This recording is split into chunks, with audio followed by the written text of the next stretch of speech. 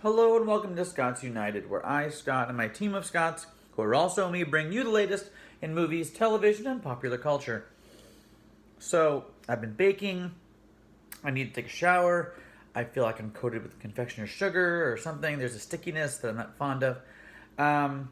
Did it come out exactly as I planned? No, because I wing it a little bit, and I also rush decorating because I don't know, I just do. Or in this case, it doesn't really matter because it's just going to be me and Dad eating it. But we do, what we can with our time now that we have this time at home.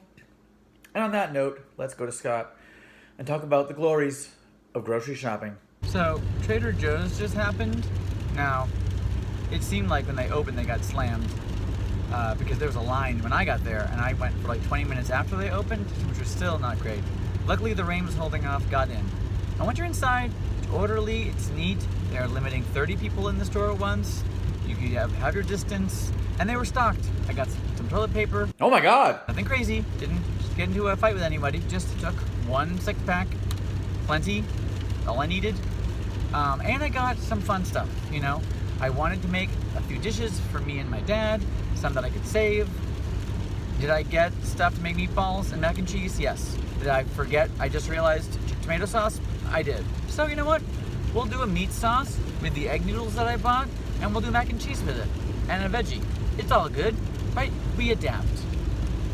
You know, now, did I eye a few special items that maybe I would have skipped? Sure. Did I get cheddar caramel popcorn out of the staff picks? Oh yeah.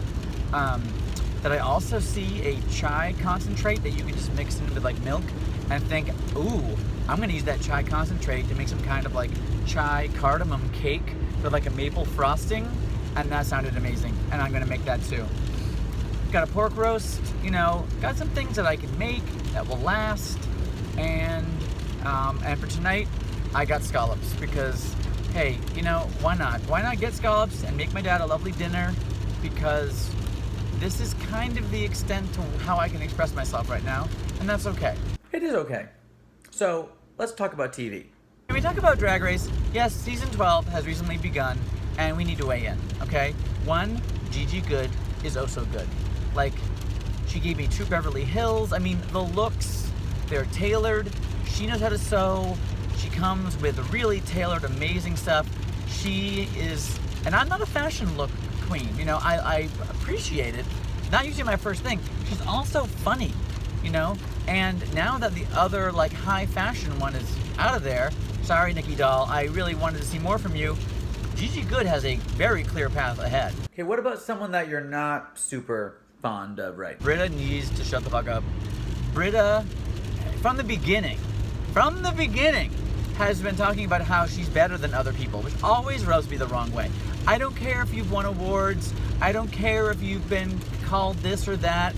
And when people are like, oh, I do improv, I sing, all the things they say they do in their regular lives and their regular acts. Well, if you can't bring it to the show, I don't really care.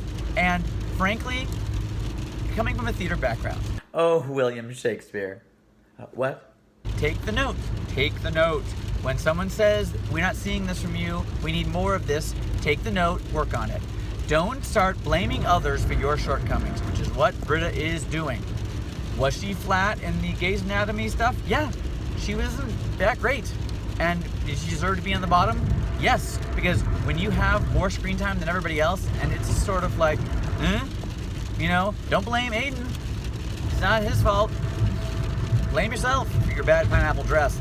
If you need to tell them it's a pineapple, then it's not a pineapple, clearly. Okay? So, these are your mistakes. It's tough to be on a show.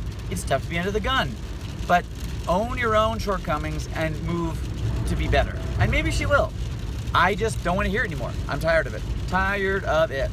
I want more Jackie Cox. I want more Jan. I don't want to talk about Sherry Pie because we're not talking about that. She who should not be named, but can't be cut out of the show because of Google it, you'll find out why. Nonetheless, it's exciting, things are heating up, and Heidi may be sloppy in some ways, but Heidi makes me laugh. Give me a Heidi confessional and I'm good. Okay, Scott, I believe you're coming to us from HBO land? Scott, let's talk about Westworld Season 3. They've been making the show for like 10 years. Probably less, but not by much. They put it into production like in 2014, 15.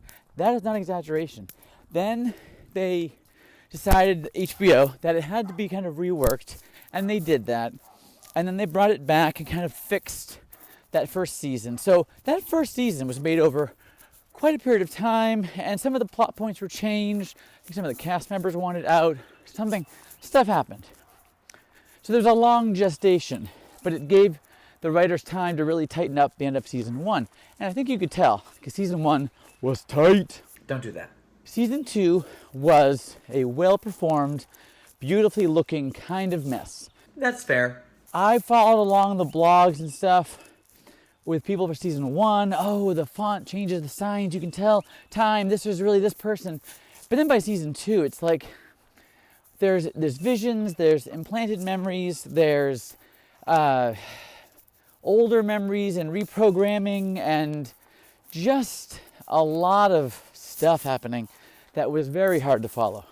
And I got increasingly frustrated that like Ed Harris just seemed impossible to kill after having been shot I don't know how many times. However, here we are. It's season 3.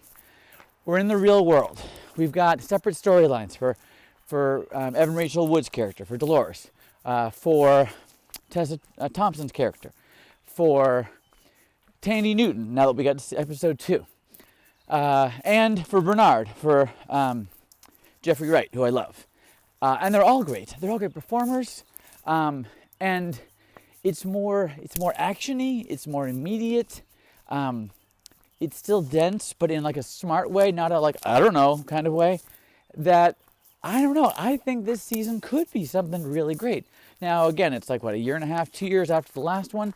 This show is only going to come out when it's ready.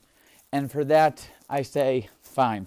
And now with the virus, that means any future season is probably decades away. But it's all good. I'm going to enjoy this season and ride it out. And so we shall.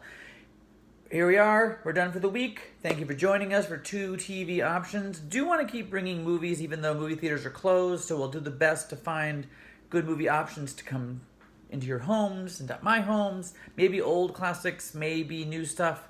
We'll see. But for now, I believe we're wrapping up and going back to Scott. To the deaf Russian bag boy named Pyotr, who was bagging my groceries. Oh, you can bag my groceries.